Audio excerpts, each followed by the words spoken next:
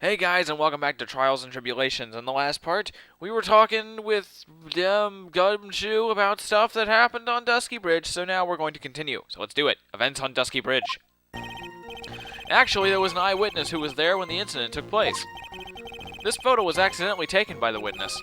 It shows her wearing the scarf, sir. Oh, okay, so that's established. It was drizzling that day. Unfortunately, it's a little hard to see what's going on.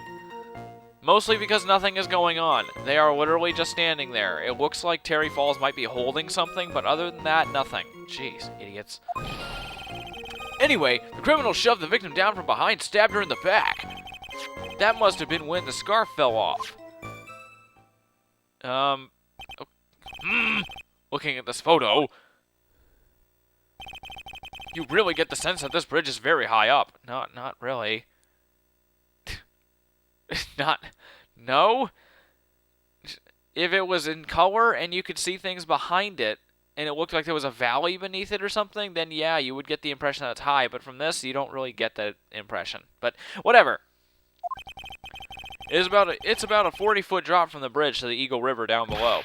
Mr. Edgeworth, who took this photo anyway? Let's just say that it was a well-intentioned third party. Aha! A potential witness! So why isn't this person in the courtroom? Well, they said they absolutely did not want to testify. The person in question is very delicate, Your Honor. Besides, as long as we have this photo, we see no reason to compel her to testify. ... I'm not sure how I feel about that. God. So, as you can see, Terry Falls had both the motive and the opportunity. I think it's quite clear at this point what happened on that bridge. ... Aha! The truth is becoming clear to me now! Huh? Smack. Yes, it's quite obvious. He's clearly guilty. Not again! That's not fair! I haven't even done my cross-examination yet! What do you mean, How does she have that voice? God, it's so weird. Anyway. Actually, there's an eyewitness who was there. Yep, okay. Who is this eyewitness? She's a college student. A female college student? That's right, meaning she's female and a college student, ma'am. She doesn't do well in front of other people, so I came to testify for her. Okay, whatever. Maybe so, but as the attorney for the defense, I have the right to cross-examine her. Oh, jeez. For the time being, we're not relying on the witness's statements. That's all. What is that supposed to mean? The prosecution has other more decisive evidence. Our case doesn't rest on the vague testimony of a female college student. A female college student, eh? Canadian! Means that she's a female and a college student, sir. If you absolutely must hear her testimony, you'll have to give us a good reason why. Please tell us about the more decisive evidence in question. This photo was accidentally taken by the witness and shows her wearing the scarf, sir. Let's talk about that. Tell me that stupid scarf. Who wears scarves anyway? Anyway. Wow, that sentence sounded like it made no sense, but it actually made sense. Anyway. The victim is wearing a scarf in this photo, alright? So about the witness who took this photo. What was this person doing all the way out in the mountains? She was taking photos of wild flowers, apparently. There are many unusual types of flora on that mountain, Miss Faye. People in the area say it's because of the spirits that live there. Spirits? Now that you mention it, this photo, this cloudy fog-like thing, is it a ghost? I don't believe it. No, Your Honor, no, I don't think it's a ghost.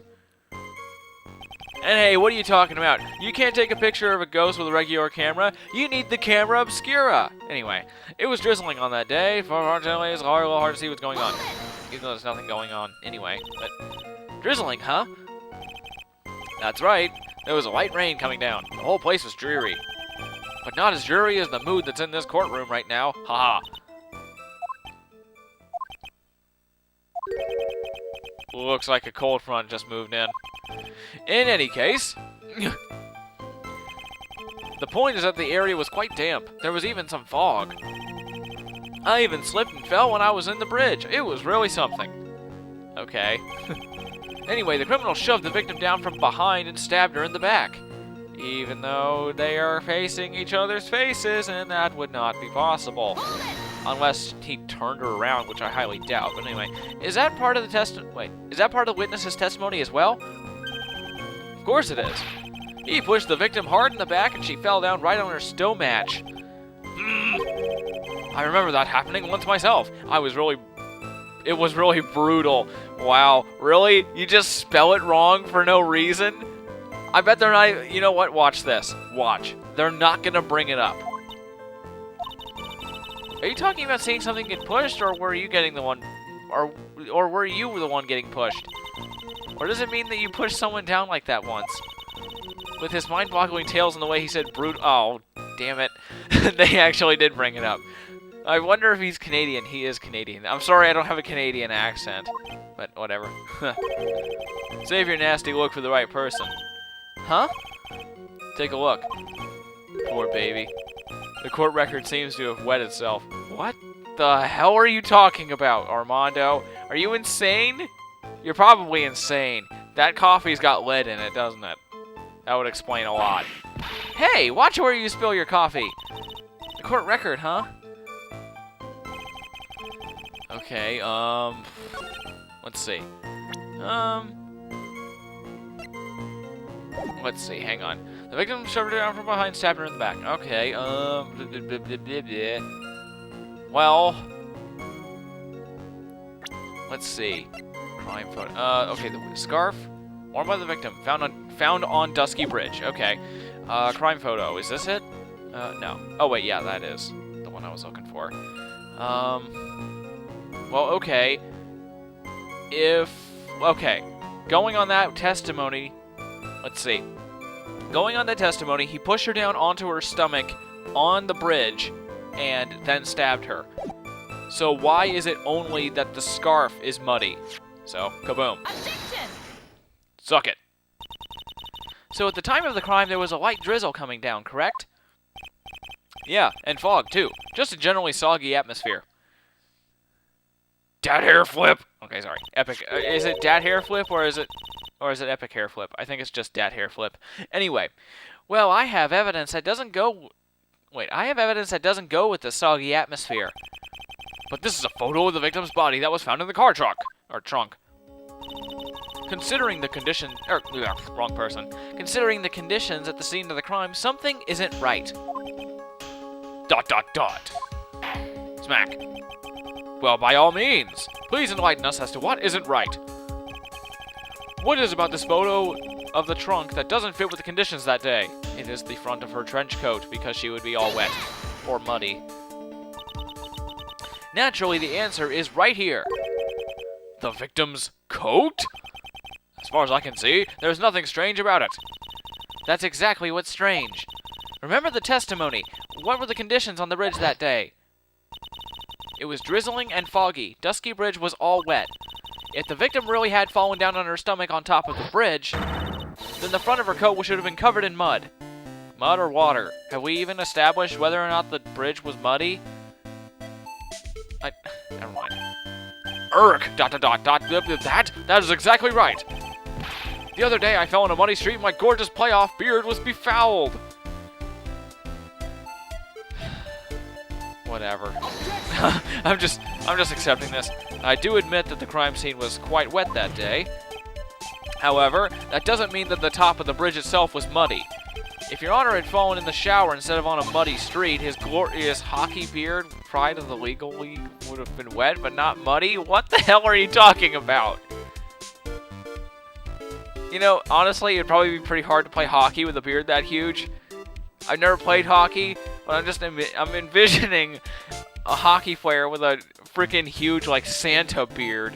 That would be hilarious if they could actually play with a beard that big. Okay, anyway, yeah. Fortunately, I have yet to test that. Still, your point is well taken. Can you prove that the surface of the bridge was muddy that day? The surface of the bridge, huh? A real man wouldn't stand for a taunt like this. Neither would a real woman. Dot here, flip. Of course I can. ... exclamation point. Here's the evidence that proves the surface of the bridge was muddy. Alright, it is the scrap. obviously. The evidence is this scarf. Ah! It should be obvious. If the scarf fell onto the bridge and got this muddy, it means the bridge was obviously covered in mud. No, I can't be outwitted by this novice bimbo. Wow, a bimbo? Jeez. Douchebag. Hey, same to you, buddy. What, you're calling him a bimbo? Doesn't work the same way. Okay, I suppose I've never been called a bimbo, but I'm fairly certain it really wouldn't work that way, like both ways, anyway. Okay, smack. Miss Faye's assertion makes perfect sense to me. Objection. He's actually got like one of the coolest objections. All right, I do admit that there appears to be a contradiction between the condition of the victim's coat and her scarf. However, the real question is, why is there a contradiction? Huh? For every contradiction, there exists an explanation. Let's look at what the explanation in this case may be, shall we? Alright. It's not like he's really giving me a choice here. You're doing pretty good for a little kitten. Mr. Armando! No matter what he says, a contradiction always comes down to a lie. It's either the victim discovered in the trunk, the witness's photo showing the defendant and the victim, or the witness's testimony that stated she saw the moment of the murder. Just relax and think it over. It's pretty simple, isn't it? False evidence. It's one of those three. Smack! Humph! Oh, God, that was really loud. Humph! What you said just now. I'm not sure I like that. Who? The court members? Edgeworth or, Diego? That wasn't me, Your Honor. It was a coffee aficionado over here that said that. This court is not in the habit of accepting false evidence, you know. Blame it on him, Your Honor. He's the one trying to slip false evidence into the court. ... exclamation point! But we won't let him. We'll expose his evidence as the flimsy scam it really is. Yes! The false evidence in this case is the... Okay, let me see. Can I do anything? Yes, I can. Okay, good. Witness's photo. I don't really see how this can be fake because it's just a photo. So, yeah. Fairly certain that can't really be faked. The other one, oh, what's the other one? The body in the trunk. Fairly certain that's a real body. So, pretty much the only other thing is the witness's testimony. It is a no-brainer. Obviously, it's the witnesses that's suspicious. During his earlier testimony, the detective pointed out a crucial fact. The criminal shoved the victim down from behind and stabbed her in the back. Now, is that testimony exactly what the witness claims to have seen? Yeah, that's what the witness told us. Dad hair flip. That testimony is filled with holes. After all, the victim's coat isn't dirty at all. That is true. It's not just true, it's the truth. If there was a truly decisive witness in this case, I'm certain that boy wonder over there would have called them in the first place. Your Honor, the defense requests to cross-examine the eyewitness. The testimony presented so far is not only vague, but contradictory as well. Smack, smack, smack. Well, Mr. Edgeworth, it appears that we'll need to hear from your mystery witness after all. You should brace yourself for the brutal truth. ... question mark? What could it be? Your Honor, the prosecution has no intention of hiding the witness from the court. We're prepared to present our witness at any time. Very well. Please bring forth your witness at this time. What Mr. Edgeworth said kind of worries me. What does he mean by the brutal truth? Truth that's brutal? Or should I say brutal? Now, let's proceed. Wait. Never mind. I was thinking, you know how he said brutal? It makes me think of how Canadians pronounce about. They pronounce it a boot. I don't know why they pronounce it a boot, but they do. Anyway.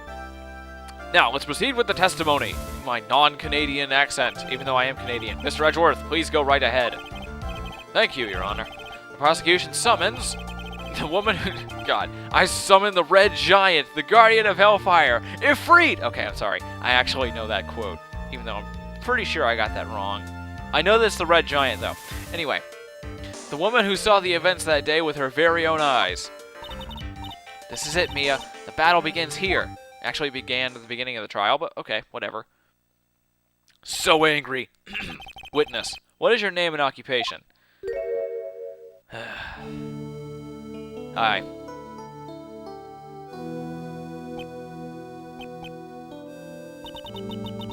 Everyone is so silent I can hear their hearts going pitter-patter. Oh. When I look at you, how can I put it? You look as scrumptious as a double-double and a dozen... What's a double-double? Is that a Canadian thing? I don't know. You look as scrumptious as a double-double and a dozen donut holes. I feel like I want to hurry up and hand down a verdict just to have a bite. Ew. Hey, not so fast.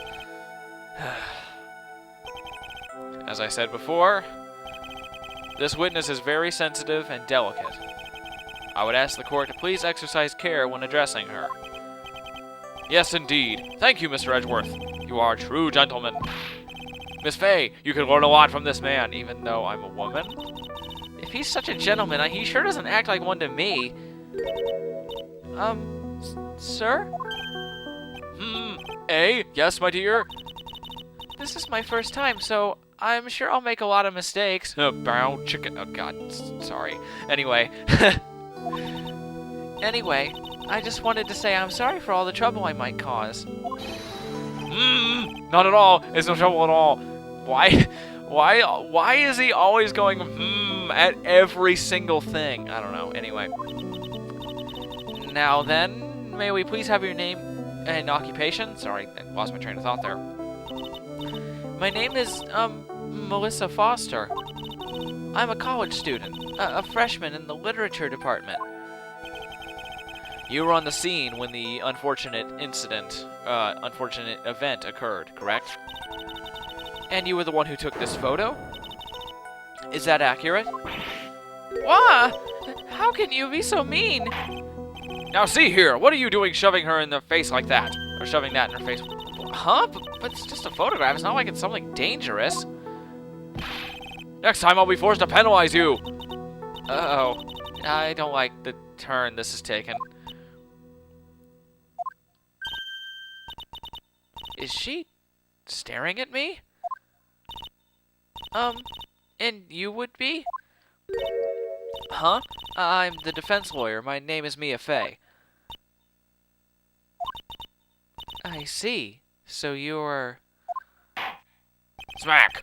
Now then, young lady, could you please give us your testimony? Yes, Your Honor. I'll do my best. The witness's photograph. Alright, let's do it. I was using my camera to take some pictures of wildflowers. Then I noticed there were two people standing up on the suspension bridge.